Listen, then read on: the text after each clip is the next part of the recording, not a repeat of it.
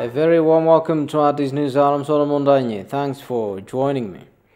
President Sahle-Work discussed with Finnish Minister of Foreign Affairs and European Union envoy Pekka Haavisto Thursday. It is to be recalled that on February 10, Deputy Prime Minister and Foreign Minister Demeke Mekonnen had discussion with Pekka Haavisto on the current situation in Ethiopia, including the humanitarian operation in Tigray. In another development, President Sahle-Work bade farewell to the outgoing Israeli ambassador to Ethiopia, Rafael Marov, on Thursday.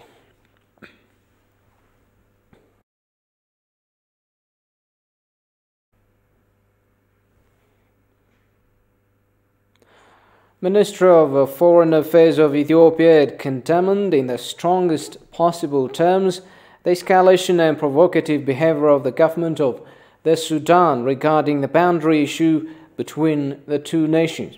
In a statement issued yesterday, the ministry said Ethiopia believes that any conflict between the two countries would only result in a colossal collateral damage and jeopardizes the well-being of the two nations. Daniel Kassan presents the full statement. Affairs of the Federal Democratic Republic of Ethiopia condemns in the strongest possible terms the escalation and provocative behavior of the government of the Sudan regarding the boundary issue between the two nations. Ethiopia believes that any conflict between the two countries would only result in a colossal collateral damage and jeopardizes the well-being of the two nations. Therefore, the Ethiopian government strongly believes that the conflict prompted by the Sudanese government's military wing could only serve the interest of a third party at the expense of the Sudanese people. It is to be noted that the two governments have sufficient mechanism to deal with any claims and counterclaims of the border or any territorial claims.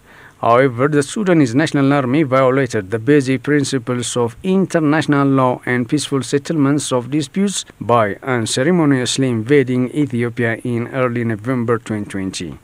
In doing so, Sudan has violated the bilateral boundary agreements which stipulated non-displacement of nationals of either nation from their farms jointly registered by the two governments, the status quo of which shall be maintained until the disposition of the case by an agreement. The Sudanese side has also overturned and undermined the efforts of the Joint Boundary Committee that have been making tireless efforts to finalize the redemarcation process of the common boundary.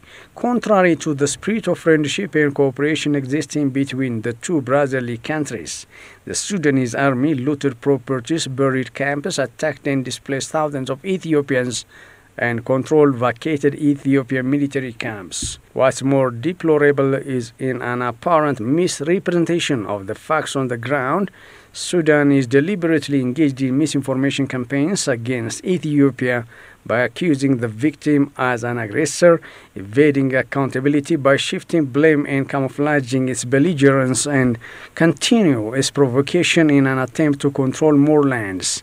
Amidst of all this escalatory and provocative behavior of the Sudan, Ethiopia has shown a great deal of patience, remained restrained from exercising its legitimate right of self-defense, and time and again expressed its commitment to a peaceful settlement of differences regarding the boundaries through existing bilateral agreements and joint border mechanisms. What's needed is a political will of the two governments which would enable them to reach at an amicable solution. Ethiopia firmly believes in a long-standing fraternal relations between the people of Ethiopia and Sudan regardless of the nature of their respective governments. The attempt being made by the Sudanese army to put the friendly peoples of Ethiopia and Sudan to an unwarranted war is a serious blunder that will undermine their peace, stability and development of the two nations in particular and the region in general.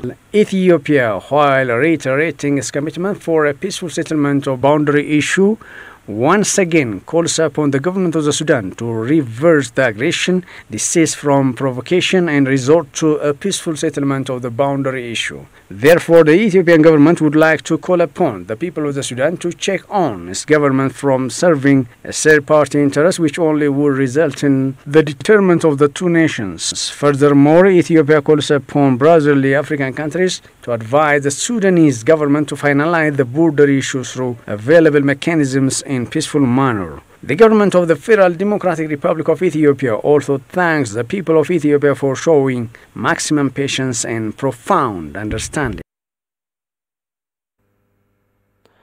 Deputy Prime Minister and Foreign Affairs Minister of Ethiopia, Demeke Mekonnen, has today discussed with Minister of External Affairs of India, Subrahmanyam Jaishankar, on ways of deepening strategic partnerships between their respective countries.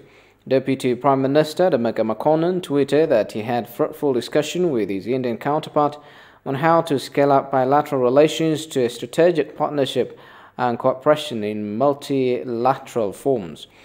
The two have inked essential agreements to further cement relation and multifaceted cooperation between Ethiopia and India.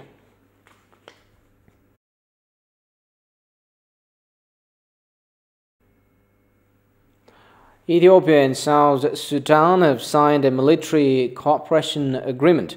The agreement was signed here today by Army Chief of Staff of the Ethiopian National Defense Force, General Birhanu Jula, and his South Sudanese counterpart, General Johnson Juma. The agreement includes exchange of information on military security, curbing illicit arms and human trafficking at border areas, strengthening military diplomacy, and cooperation in areas of education and training. A delegation led by Army Chief of Staff of South Sudan, General Johnson Juma, arrived in Addis Ababa yesterday for an official working visit.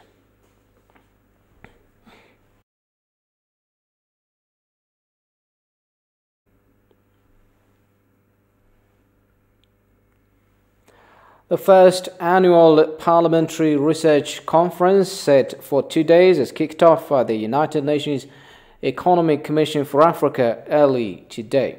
The conference aims at providing a platform for parliamentary research services to share best practices, information, and knowledge, as well as to build the capacity of its members. Habtam Shagri has more.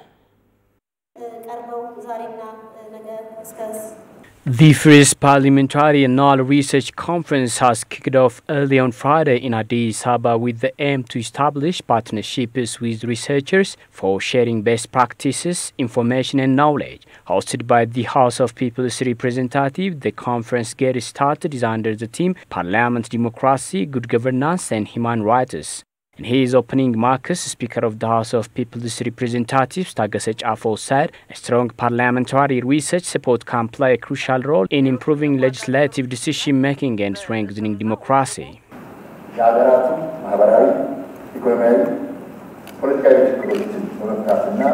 This research conference is expected to increase social, economic and political capacity of HCPR members. HCPR members have been playing significant role by solidifying their alignment with civic societies as well as democratic institutions. Thus, scientific research is critical to provide appropriate solutions. This concern is vital to realize the hope of the nation at large. A debate based on scientific research is also important. Further activities are needed to realize research-based scientific works in a bid to regulate major activities in the executive branch.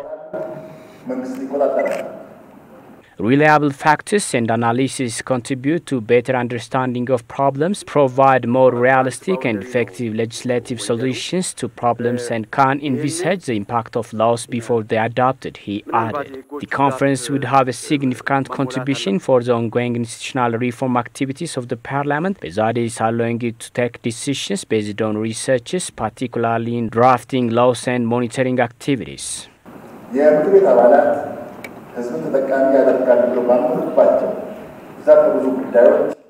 We are exerting our efforts to pass decisions on basic concerns based on scientific research. Thus, we are alertly working along with excellence centers as well as other institutions. This activity is including the ongoing reform activities managed by the House. I hope this research conference will provide an immense role to capitalize major activities across the nation.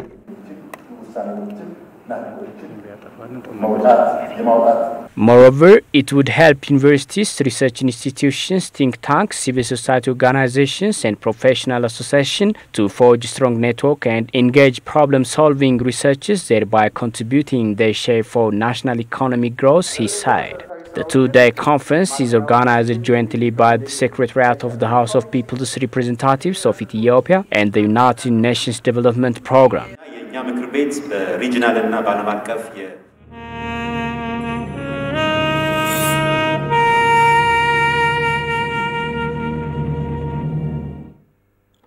The history of Mother's Day should be well documented and commemorated properly in order to make the new generation be aware of the sacrifices made by Ethiopian patriots and understand the history, an Ethiopian historian said. Residents of Addis Ababa, along with government officials and representatives of the Ethiopian Patriots Association, commemorated the 84th anniversary of the Yekatit Asraulet massacre in the capital Addis at the vicinity of Sidiskilo Mates Monument. The day is a memorial of more than 30,000 Ethiopians who were massacred by fascist Italian troops in 1937. Gushmaliso presents the story as follows.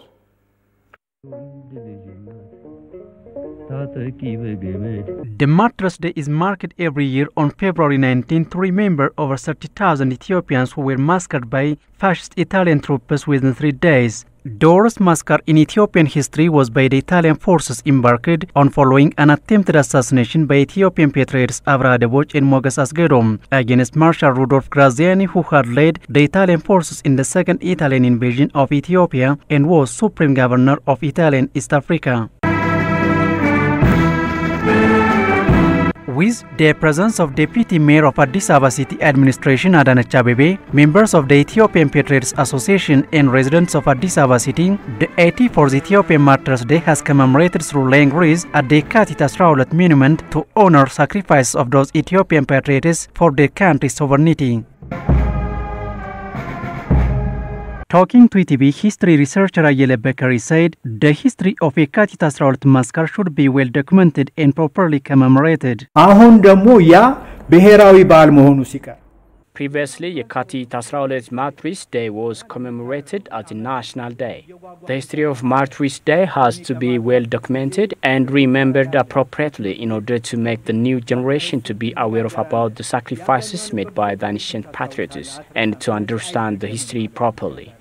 If the Martyr Day commemorated in schools, students will make it their topic, and it creates an opportunity to understand their history.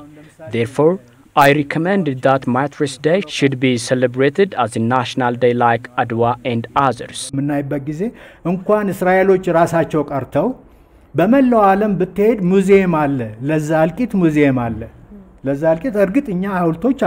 The objective of fascist Italy was not only colonizing Ethiopia, but also to demise Ethiopia, the historian added. When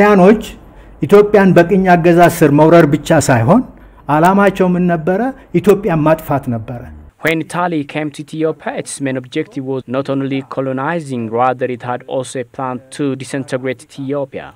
Their ultimate goal was to create Eastern African Italian nation. Therefore, in order to establish Eastern Italian nation, they had to divide Ethiopia into 6, namely Amhara, Tigray, Shawa, Addis Ababa, Somali, Oromia, and Sidama together to dismantle Ethiopia. They also demolished statues which are Ethiopian identity and Ethiopia's manifestation of social values. Italy had strived to make Ethiopia know history. Moreover, Italy made atrocities against the elders, children, others who had not had any involvement in the war.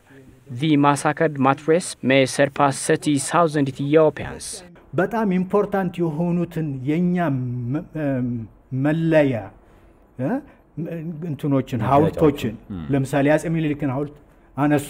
The International Court of Justice or UN hadn't yet asked Italy for its atrocities against innocent Ethiopians, the historian noted.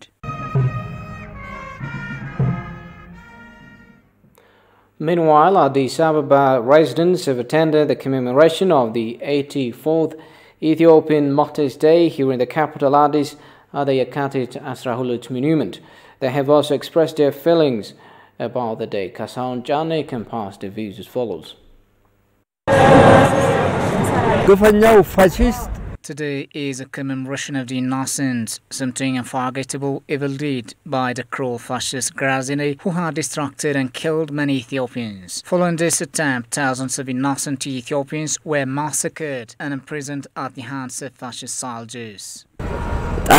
When at a time they controlled Addis Ababa, and during a time when those Italians were gathering the people and spoke out their propaganda, the two patriots, namely called Abraham Daboj and Moges Assagadom, with a united operation, had given the invaders a hard time. They had killed more than 30,000 Ethiopian civilians, and that remains fresh and alive in the collective memories of all Ethiopians. Yekatit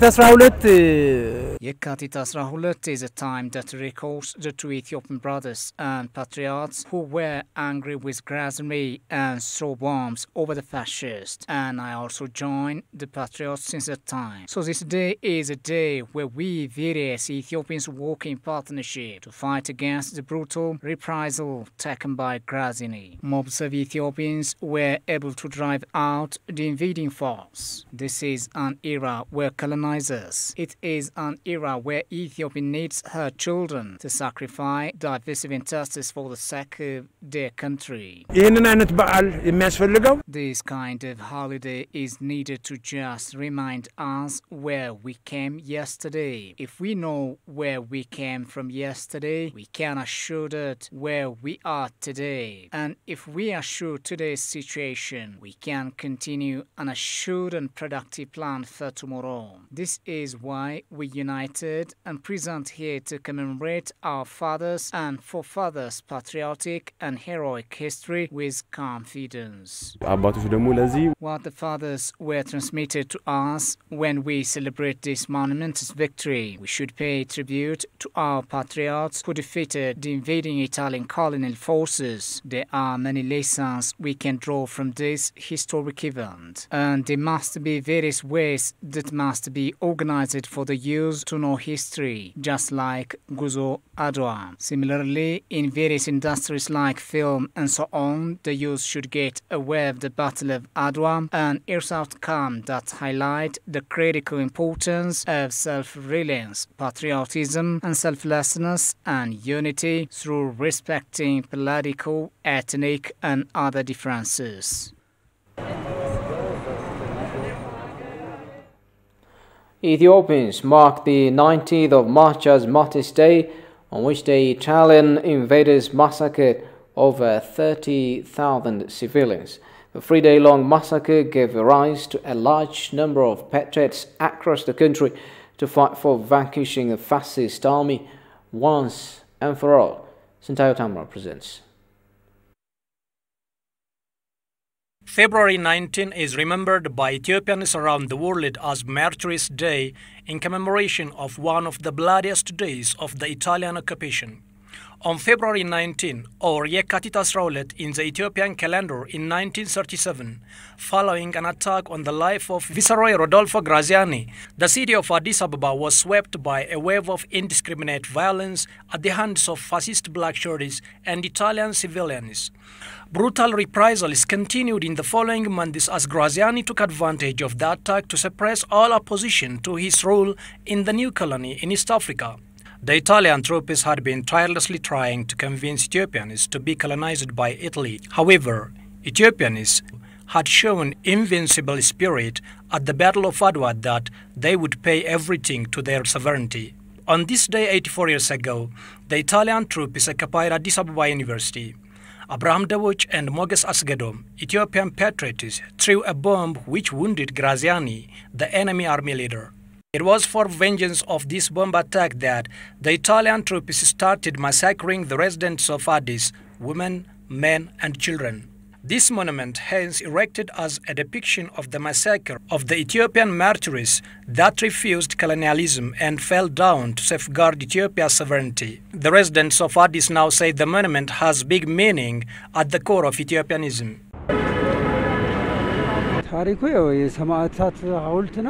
This monument was erected to pay tribute and remember those who gave their lives to our independence. During the 3 days massacre, Between 30 to 36 civilians were brutally massacred by the fascist troops. Our fathers told us that some were burnt alive as they were in their huts. Others were killed by cutting with spade and hoe. Still others were killed with machine guns. This monument is here to remember our people were massacred to give us this country and leave us history the white invaders never forget. This is another historic event that unified us and will unify against any foreign enemy and national cause.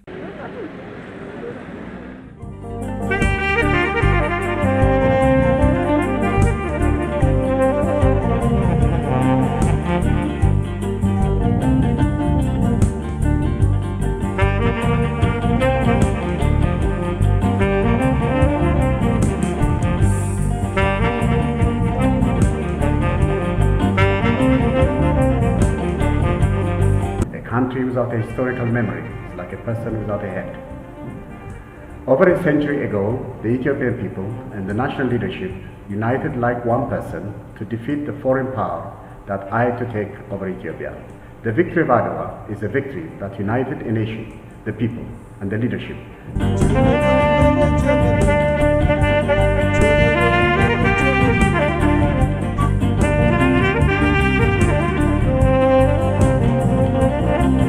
Internally, all the varied groups from Oromia to Eritrea were mobilized and contributed richly to the success of the Adwa victory by all Ethiopians through the depth and breadth of the land.